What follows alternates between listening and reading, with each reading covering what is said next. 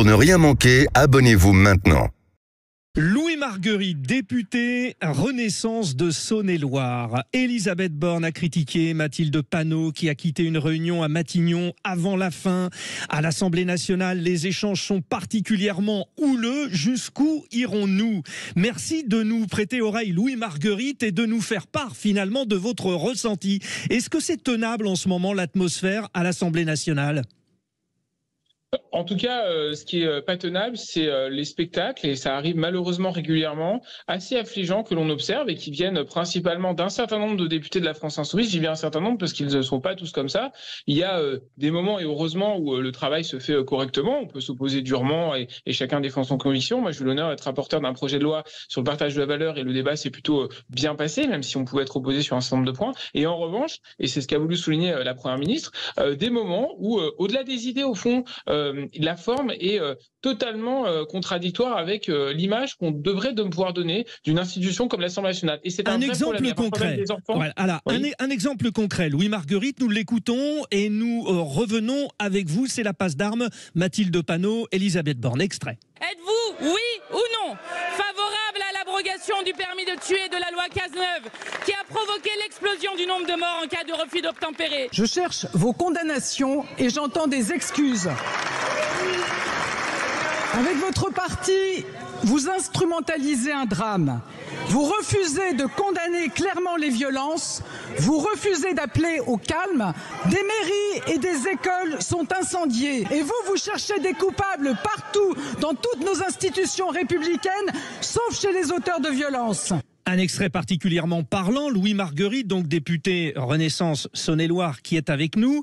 Est-ce que finalement, ce que vous craignez, vous les députés, c'est que ces propos, ces débats, ces thématiques issues de l'Assemblée nationale, finalement, ne fassent tache d'huile encore un peu plus dans la révolte actuelle?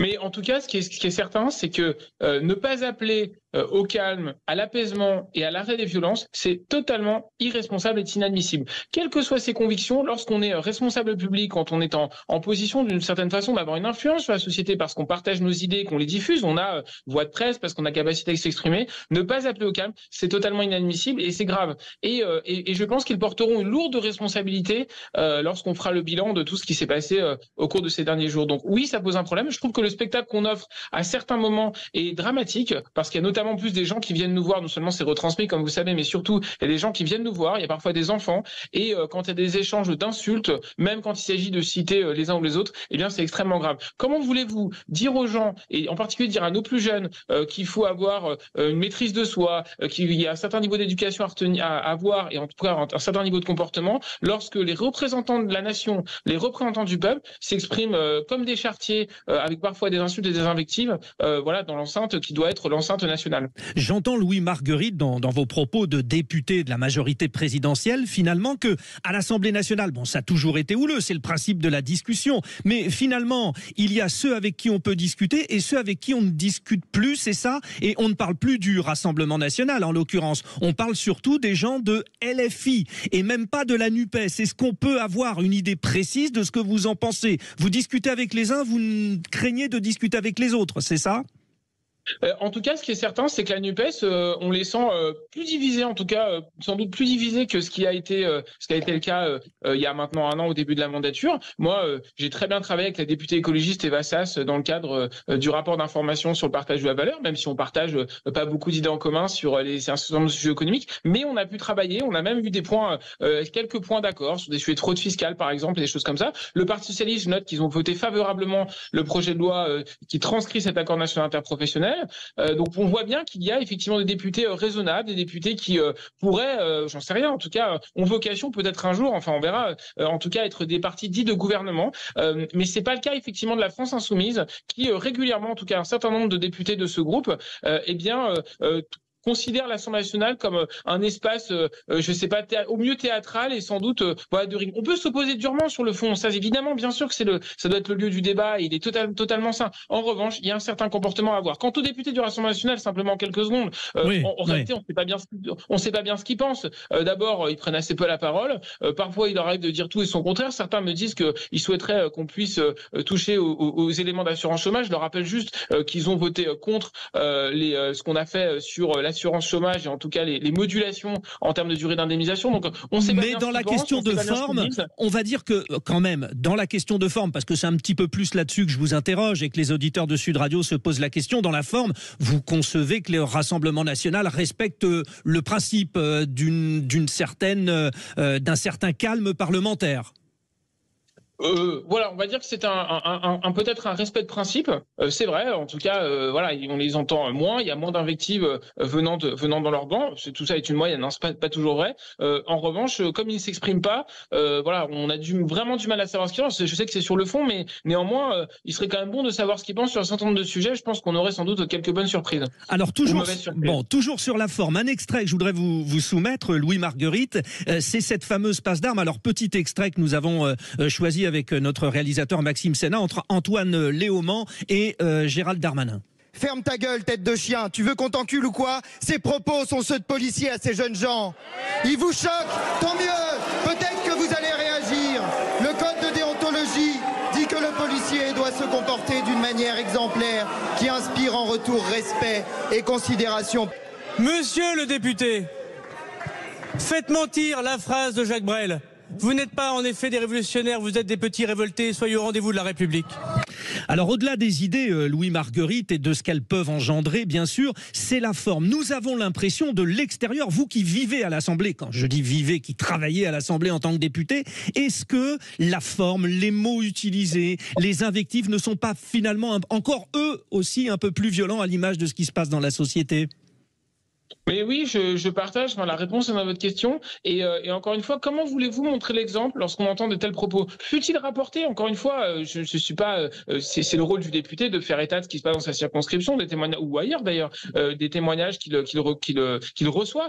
C'est son métier justement, c'est le mandat qu'on lui a confié. Mais en revanche, utiliser les mêmes mots, fut-il de la bouche d'un autre ou de quelques autres s'ils existent, eh bien oui, c'est un problème. Ces mots ne doivent pas être prononcés dans l'Assemblée nationale. On peut dire qu'on peut être choqué par tel ou tel propos. Encore une fois, je ne les connais pas et donc je ne veux pas chercher à juger sur le fond. Mais en revanche, là, on ne devrait pas utiliser ces mots. Surtout que tout ça est public, c'est retransmis à nouveau. Il y a parfois des gens qui viennent physiquement au premier étage de l'Assemblée nationale pour observer. Parfois, il y a des enfants. Je pense qu'on devrait être l'exemple. Et quand on entend ça et quand on assiste à ce qu'on voit, eh ben, on ne peut pas être un bon exemple pour la société et ceux qu'on représente et qu'on devrait représenter beaucoup plus dignement que cela. Louis Marguerite, faites une confidence aux auditeurs de Sud Radio qui vous écoutent et qui peuvent intervenir au 0826 300 300. Est-ce que vos discussions en dehors de l'hémicycle, c'est-à-dire dans le Palais Bourbon, dans les couloirs, dans les coursives, est-ce que ces échanges sont tout aussi violents ou est-ce que c'est parce qu'on est dans l'hémicycle et c'est l'échange qui est filmé qui fait que ça monte en intensité ?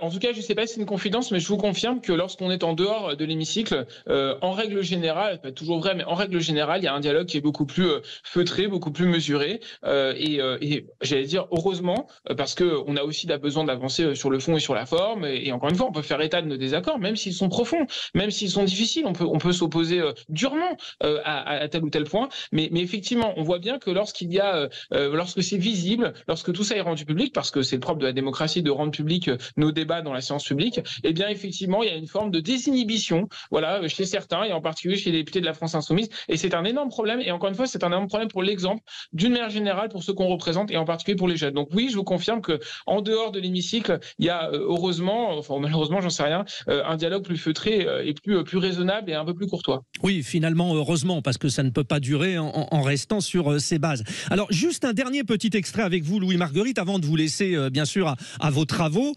Ça ne concerne pas donc les émeutes, mais une question de justice avec la sortie d'Hugo Bernalicis. Alors, monsieur le ministre, pour attirer votre attention, ils ont un peu détourné une chanson. Et je suis sûr que vous allez reconnaître. Ça fait « Oh, dis-moi, regarde-moi, hein, je ne sais plus comment aimer mon boulot de greffier. Parle-moi, Monsieur ne me le député, méprise on ne chante pas dans un hémicycle. Je ne sais plus pourquoi vous pouvez lire, mais vous ne pouvez pas chanter. Mais pourquoi continuer ? Bon, chanson d'Isabelle Boulay, qui est la compagne d'Éric Dupond-Moretti, le ministre de la Justice. Là, qu'est-ce que vous en pensez? On touche le fond, on est dans du sympathique, parce qu'on avait déjà eu des chants de par le passé, qui étaient plus ou moins sympas. On en est où, là, quand on entend ça? Mais les bras m'en tombent. Enfin, c'est affligeant. Je crois que le député des Bernalicis voulait faire référence effectivement à la profession de greffier. Enfin, si on comprend bien son intervention. Mais on peut intervenir, on peut interpeller le ministre. C'est le rôle du Parlement. Mais encore une fois, pas comme ça, pas avec cette méthode. On n'est pas, on est dans l'Assemblée nationale. Enfin, c'est un lieu chargé d'histoire où on a voté des lois très importantes pour le pays, très très structurantes pour l'avenir du pays. Et je crois que c'est manquer de respect à tous ceux qui nous ont précédés, qui ont voté des lois extrêmement importantes, que de se comporter de la sorte. On peut interpeller, même encore une fois durement, le ministre, mais pas de cette façon-là, et encore moins en chantant. C'était déjà arrivé, vous avez raison, notamment à la fin du débat sur la réforme des retraites. Encore une fois, c'était une réforme difficile, on le sait, mais il y avait eu un chant, et j'avais trouvé ça totalement scandaleux. On est rentré dans nos circonscriptions, je me suis dit, mais au fond, qu'est-ce que ça renvoie comme image, et qu'est-ce que les gens doivent se dire lorsqu'ils voient les gens chantonner et interpeller de cette façon, avec autant d'invectives et autant de violence. Merci Louis Margueritte. Juste en un mot, quand vous arrivez à l'Assemblée nationale, vous rentrez dans l'hémicycle, vous avez une boule au ventre, vous êtes comment, en un ou deux mots? Non, pas de boule au ventre, toujours. Moi, honnêtement, c'est toujours avec beaucoup de fierté que je rentre dans l'hémicycle, parce que c'est un lieu où on fabrique la loi et où effectivement on représente ceux qui nous ont fait confiance, et même plus généralement, même ceux qui nous ont pas fait confiance. Donc moi, j'y vais toujours avec l'envie d'écouter, l'envie de participer. Ça a été le cas pendant 15 jours avec la loi que j'ai l'honneur de défendre. Donc non, pas la boule au ventre. Et effectivement, en espérant que ça se passe mieux. Parfois, ça se passe mieux, mais malheureusement, les cas qui nous sont rapportés sont ceux qu'on cite. Donc plutôt dommage, plutôt triste quand on assiste à ces spectacles. Oui. Merci beaucoup Louis Margueritte, député Renaissance de Saône-et-Loire.